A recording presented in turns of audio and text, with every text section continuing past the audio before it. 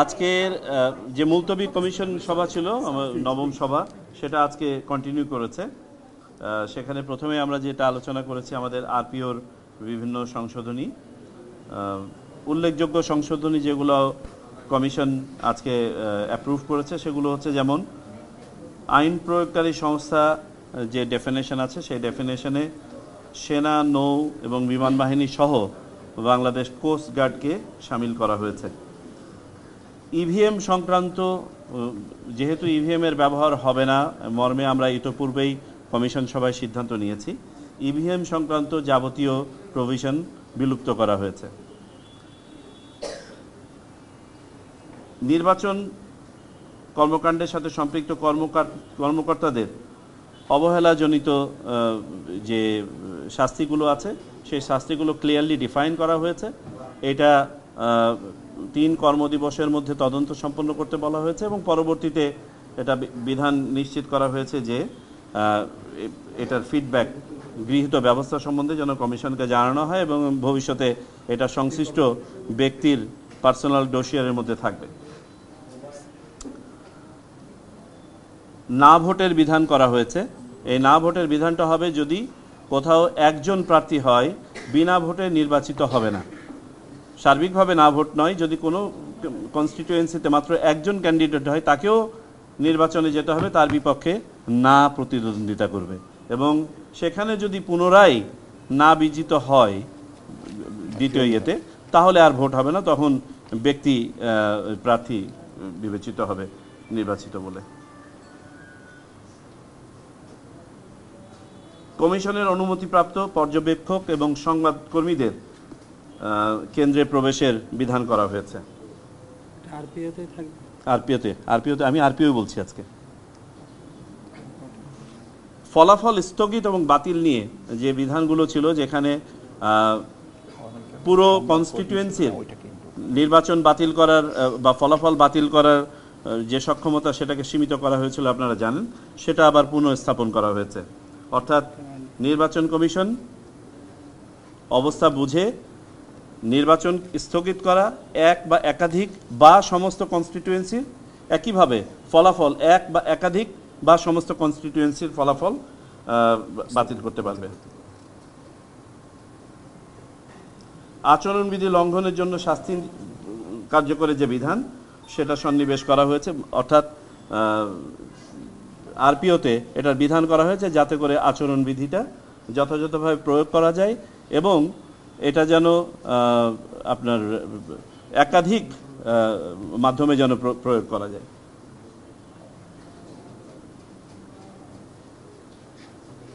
গণমাধ্যম কর্মীরা ভোট গণনার সময় উপস্থিত থাকতে পারবে, তবে শর্ত একই বলবৎ থাকবে সবার জন্য যে গণনা শুরু থেকে শেষ পর্যন্ত যারা থাকতে চাইবেন তাদেরকে পুরাটা সময়ব্যাপী থাকতে হবে, মাঝপথে বের হয়ে যাওয়া যাবে না। আগে লটারির মাধ্যমে যে বিধান ছিল যে ভোটের সংখ্যা 2 জন প্রার্থীর মধ্যে যদি সমান হয়ে যায় তাহলে লটারির মাধ্যমে প্রার্থী নির্বাচনের যে বিধান ছিল, কমিশন সেটা থেকে সরে এসে বলছে না, এটা এই ক্ষেত্রে পুনর্নির্বাচন অনুষ্ঠিত হবে। লটারির মাধ্যমে সংসদ সদস্য নির্বাচনের যে বিষয়টি, এটা কমিশন সঠিক বলে মনে করে না।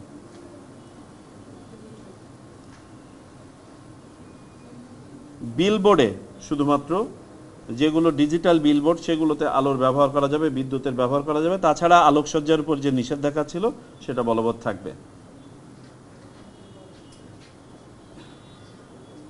ক্যান্ডিডেটদের যে ব্যয়, এই ব্যয়ের অডিটের ব্যাপারটাকে আরও সুনির্দিষ্ট করা হয়েছে এবং আরেকটু একনিষ্ঠভাবে দেখার ব্যাপারে সিদ্ধান্ত নেওয়া হয়েছে। তবে এই ক্ষেত্রে নির্বাচন কমিশন যেগুলো মনে করে যে এগুলোতে ব্যত্যয় হয়ে থাকতে পারে সেগুলোকেই অডিট করবে।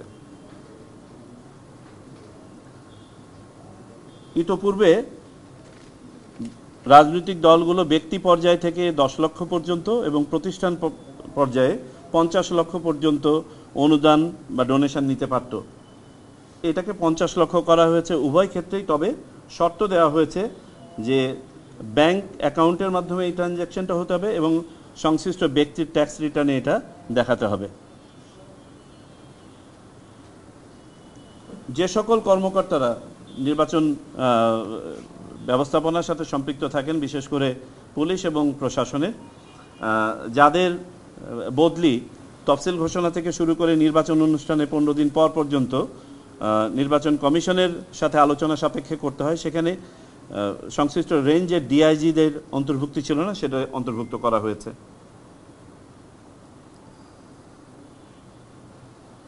কৃত্রিম বুদ্ধিমত্তা ইত্যাদি ব্যবহার করে যে কোনো ধরনের মিথ্যাচার বা অপবাদ ছড়ানো ইত্যাদি ব্যাপারে প্রার্থী, দল, সংস্থা, মিডিয়া সংস্থা সবার ব্যাপারে ব্যবস্থা নেওয়ার প্রভিশন করা হয়েছে।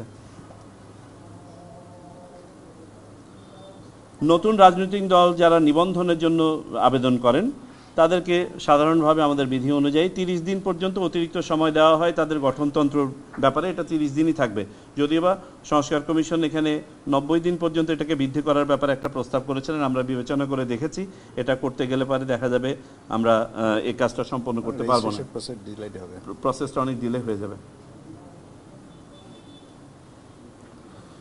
কোনো রাজনৈতিক দলের নিবন্ধন দরখাস্ত যদি নাকচ হয় তাহলে 15 দিনের মধ্যে সুনির্দিষ্ট কারণ উল্লেখ করেই নির্বাচন কমিশন তাদেরকে পত্র দিবে। অতীতে শুধুমাত্র নাকচ করে চিঠি দেওয়া হতো এবং এই চিঠিটা আদালতে তারা উপস্থাপন করতে পারতেন এবং আদালতে এই কারণগুলো যথাযথভাবে প্রদর্শিত না হওয়ার কারণে অনেকে আবার নিবন্ধন ফেরত পেতেন।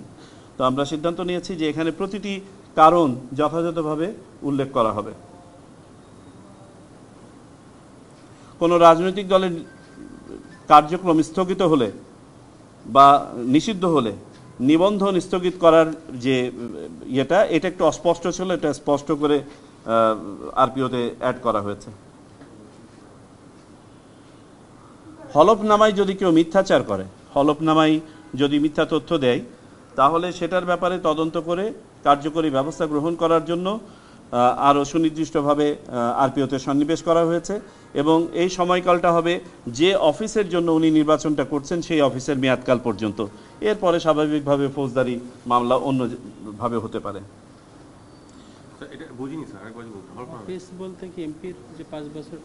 জি জি জি, আর যে অফিসের জন্য অর্থাৎ এমপি যে ডিউরেশনের জন্য উনি এমপি নির্বাচিত হলেন এই অফিসের জন্যই তো নির্বাচনটা করেছেন এবং এই অফিসের নির্বাচনের জন্যই তিনি হলফনামাটা দিয়েছেন। সুতরাং এই সময়কালে যদি হলফনামায় কোনো ধরনের অত্যুক্তি, বিচ্যুতি, মিথ্যা তথ্য যদি হয় তাহলে তদন্ত করে রিকল করে প্রয়োজনে তার ক্যান্ডিডেচার ক্যান্সেল করা হবে এবং নির্বাচিত এমপিও হতে পারে, আইনের আওতায় আসতে পারেন এবং তার পদ চলে যেতে পারে। জি, তবে এই 5 বছরের পরে গিয়ে আর নির্বাচন কমিশনের এটাতে এখতিয়ারের মধ্যে থাকবে না। আপনারা একটা প্রস্তাব করেছিলেন, দাবি করেছিলেন সংবাদকর্মীদের ভোট, এটা নিয়ে আমরা বিস্তারিত আলোচনা করেছি।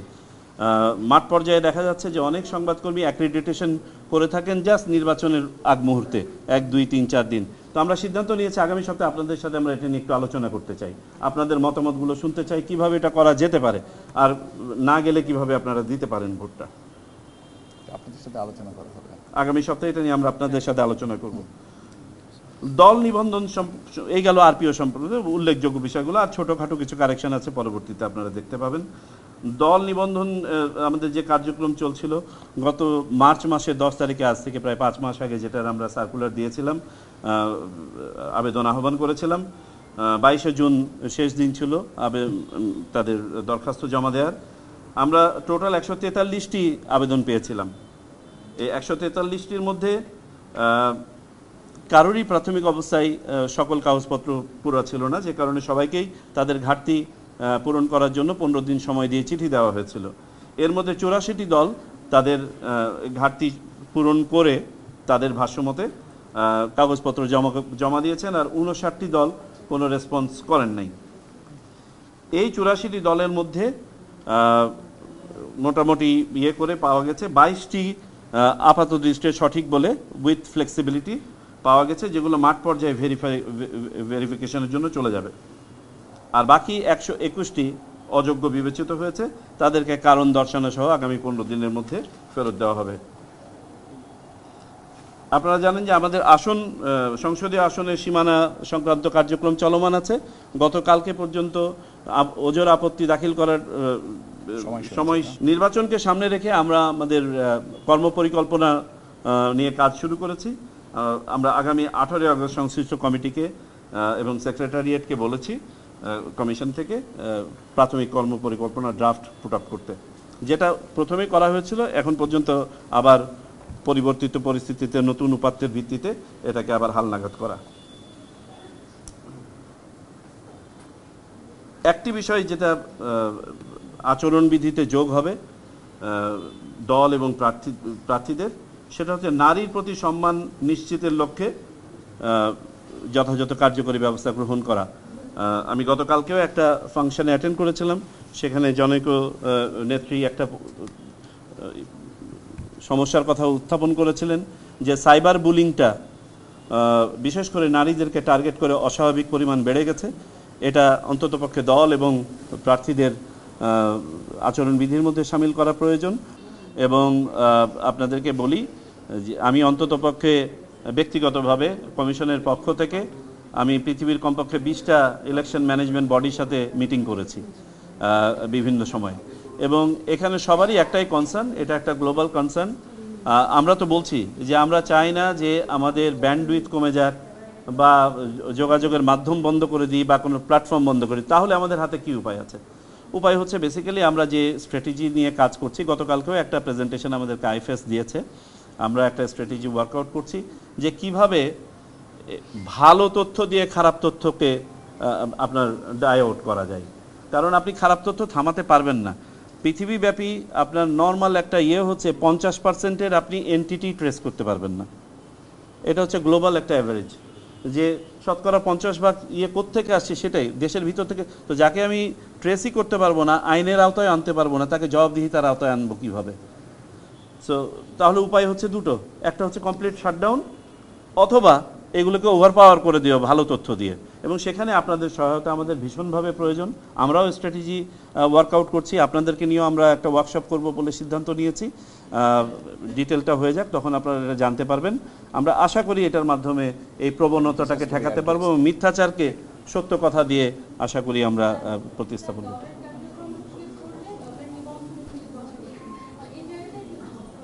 আমরা যেটা পারতাম, কোনো রাজনৈতিক দল যদি নিষিদ্ধ ঘোষিত হতো তার নিবন্ধন বাতিল করে দিতে পারে, এটা সব দেওয়া আছে। তার মানে বড় প্রভিশনটা দেওয়া আছে, কিন্তু ছোট প্রভিশনগুলো দেওয়া নাই। আমরা বাস্তবতার মুখোমুখি হচ্ছি যে কোনো রাজনৈতিক দলের কার্যক্রম নিষিদ্ধ করা, তাহলে নির্বাচন কমিশন কী করবে? সো আমরা সিদ্ধান্ত নিয়েছিলাম যে আমরা বড়টা করতে পারলে তো মাঝারি ছোটটাও করতে পারি, কিন্তু দ্যাট ওয়াজ ইন্টারপ্রিটেশন। আমরা চাচ্ছি যে এটা আরো স্পেসিফিক লেখা থাক আরপিওতে। এই যে বললাম তো আপনাকে, এক্সপ্লেন করলাম তো, সেটা তখন ছিল না স্যার। ছিল। আপনি যদি একটা দলের বাতিল করতে পারেন, স্থগিত করাটা তো অনেক ছোট মেজার, কিন্তু আমরা চাচ্ছি যে সকল ধাপে ক্লিয়ারলি থাকে এটা আইনগতভাবে উল্লেখ করা যায়। স্যার আরপিওতে দুইটা বিষয় একটু চাই, যে এক নম্বর বিষয় যে জোটবদ্ধ রাজনৈতিক যে দলগুলো ছিল, আরপিওতে একটা প্রভিশন রাখতে চেয়েছিলেন বড় দলের সাথে ছোট দলগুলো জোট করে, সেই ছোট দল দেখালে বড় দলের প্রতিনিধি না, ওটা এটাও অ্যাড করা হয়েছে। এটা যেহেতু ছোট বিষয়ের জন্য আমি উল্লেখ করি নাই। জি না, স্ব প্রতীক নিয়েই নির্বাচন করবে, দল জোটবদ্ধভাবে নির্বাচন করলেও তাদের নিজস্ব প্রতীক নিয়ে করতে হবে। এটা ইম্পর্টেন্ট। হ্যাঁ, এটাও অ্যাড করা হয়েছে। জি, বিএনসিসির কথা বলেছিলাম, ওটা বিএনসিসিকে আমরা অ্যাড করি নাই, কারণ আমরা আইনের আওতায় দেখলাম আমরা বিএনসিসিকে এটাতে অ্যাড না করেও নিতে পারবো। আর বিএনসিসিকে টেকনিক্যালি আমরা আইন প্রয়োগকারী সংস্থা বলতে পারছি না। তাহলে কি হচ্ছে জোটগত যে নির্বাচন করে সেটা থেকে আপনারা সেটাকে মানে নিরুৎসাহিত? নো, কোনো অবস্থাতে না। এটা সংস্কার কমিশনেরও প্রস্তাব ছিল। আমরা এখানে উৎসাহিত নিরুৎসাহিত করার কিছু না, এটা রাজনৈতিক ফ্রিডম, যে কে এককভাবে দলীয়ভাবে নির্বাচন করবে নাকি জোটবদ্ধভাবে করবে। যে প্রভিশনটা এখানে সংস্কার কমিশনও প্রস্তাব করেছে, কমিশনও অ্যাকসেপ্ট করেছে, সেটা হচ্ছে জোটবদ্ধভাবে নির্বাচন করলেও রাজনৈতিক দলসমূহ তার নিজের প্রতীকটা, যে রিজার্ভ প্রতীক আছে সেটা দিয়ে নির্বাচন করবে, কোনো একটি প্রতীক দিয়ে নয়। জোট করেন কিন্তু আপনি নিজস্ব প্রতীক নিয়ে আপনি জি স্যার, একজন প্রার্থী কতটি আসনে নির্বাচন করতে পারে? এটা আমরা নির্বাচন কমিশন এটা নিয়ে ডিল করছি না। এটা আমরা মনে করি এটা একটা ঐক্যমতের বিষয়। এটা আমাদেরকে বাই দ্য ওয়ে আমরা আজকে যা কিছু বললাম, এগুলো আমরা যেগুলো মনে করেছি যে এগুলোর সাথে আর ঐক্যমতের কোনো রেলেভেন্স নাই, এগুলোকে আমরা এগিয়ে নিয়ে যাচ্ছি। ঐক্যমত কমিশনে এর বাইরেও কিন্তু আরপিও রিলেটেড কিছু কিছু প্রভিশন আসতে পারে এবং সংশোধনের প্রয়োজন হতে পারে, এটা মাথায় রাখতে হবে সেটা আমাদের। পরে দেখা যাবে। ভোটের বিষয়টা একটু ব্যাখ্যা যদি একটু করতেন। না ভোটের ব্যাপারটা দাঁড়াবে যদি কোনো কনস্টিটিউয়েন্সিতে মাত্র একজন প্রার্থী হয় এবং আগে যেটা হতো কোনো কন্টেন্ডার না থাকলেও তাকে বিজয়ী ঘোষণা করা হতো, এখন তাকে বিজয়ী ঘোষণা করা হবে না। তার he also or she also has to go through election, যেখানে তাকে একটা নায়ের এগেনস্টে ভোট করতে হবে, ঠিক আছে, যাতে করে ভবিষ্যতে এই প্রভিশনটাকে কেউ যেন মিসইউজ করতে না পারে। থ্যাংক ইউ সবাইকে। জি।